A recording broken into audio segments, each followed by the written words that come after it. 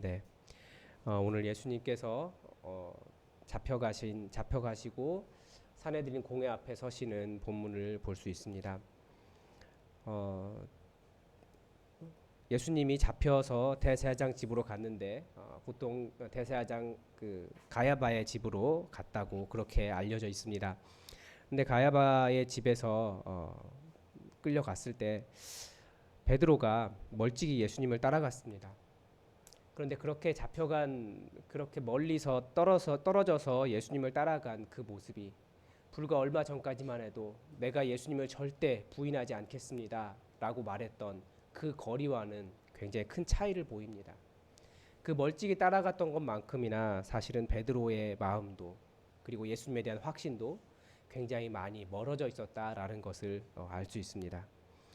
사람들이 뜰에서 불을 피우고 앉았는데 베드로도 그 가운데 있었습니다. 그리고 그 불빛이 베드로의 얼굴을 비추니까 한 여종이 베드로를 계속 쳐다보았습니다. 그리고 그런 이야기를 한 거죠. 이 사람도 그와 함께 있었다. 베드로는 그런 상황에서 예수님을 부인했습니다. 그와 함께 있었다. 즉 예수님과 함께 있었다는 사실 자체를 부인을 했습니다. 그리고 이제 또 이번엔 다른 사람이 그를 보고 너도 그 사람과 함께 있었다. 그의 도당이다 라고 하는 말을 합니다. 이 말은 무슨 말이냐면 너도 그의 제자다라고 하는 말입니다. 근데 역시 이번에도 베드로는 나는 아니다 라고 말합니다. 예수님과 함께 있지도 않았고 예수님의 제자도 아니다 라고 부인하는 거죠. 그러니까 제자됨을 거부했습니다. 그리고 한 시간쯤 있다가 또 한 사람이 장담하면서 말합니다. 너도 갈릴리 사람이다. 즉 베드로의 말투와 베드로의 행실과 모든 것을 보니까 너는 분명히 갈릴리 사람이다. 참으로 진정으로 그와 함께 있었다라고 말하니까 더 강력하게 부인합니다. 좀 길죠. 이 사람아 나는 내가 하는 말을 알지 못하겠도다. 예수님에 대해서 철저하게 부인합니다. 그리고 닭이 곧 울었다라고 말합니다. 예수님께서 예언하신 대로 그대로 되었습니다. 그때 본문은 너무나 아프게도 주님께서 돌이켜 베드로를 보셨다라고 말씀을 기록하고 있습니다. 예수님은 예수님을 부인하는 그리고 점점 예수님과 거리가 멀어져가는 예수님의 제자됨을 거부하고 철저하게 거부하는 그런 베드로를 어떤 눈으로 바라보셨을까요?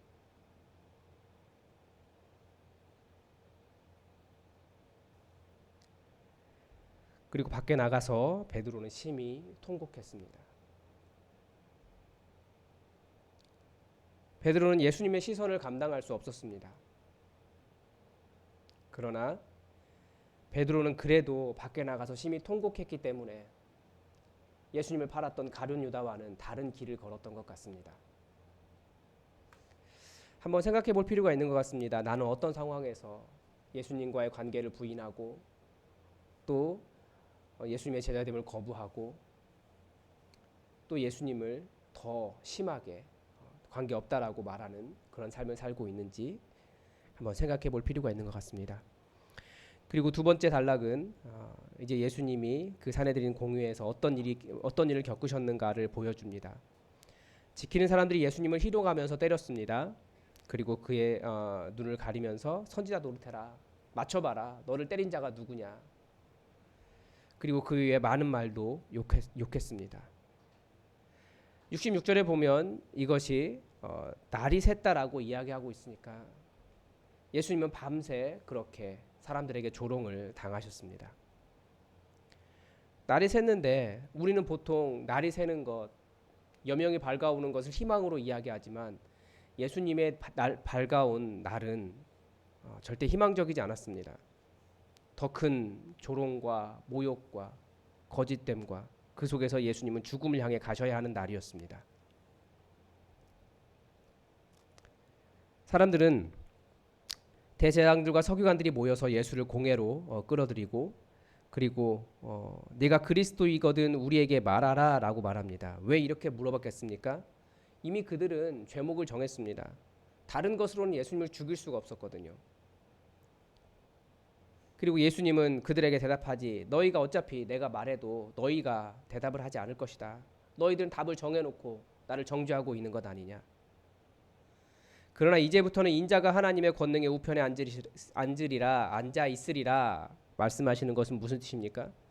결국은 진정한 심판자는 너희가 아니라 예수님이시다 라고 하는 것 너희가 결국 경험하게 될 것이다 라는 것을 가르쳐 주십니다.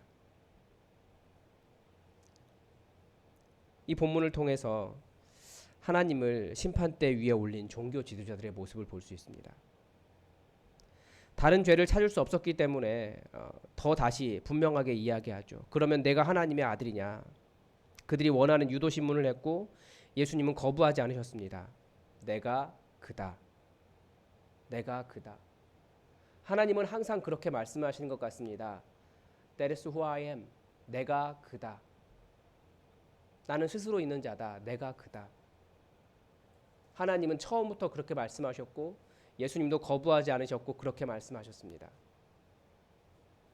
예수님은 항상 그렇게 말씀하십니다. 본문에 생각해 볼 수 있는 것은 부인될 수 없는 예수님의 정체성, 그분이 누구신가를 볼 수 있습니다. 베드로는 예수님을 부인했습니다.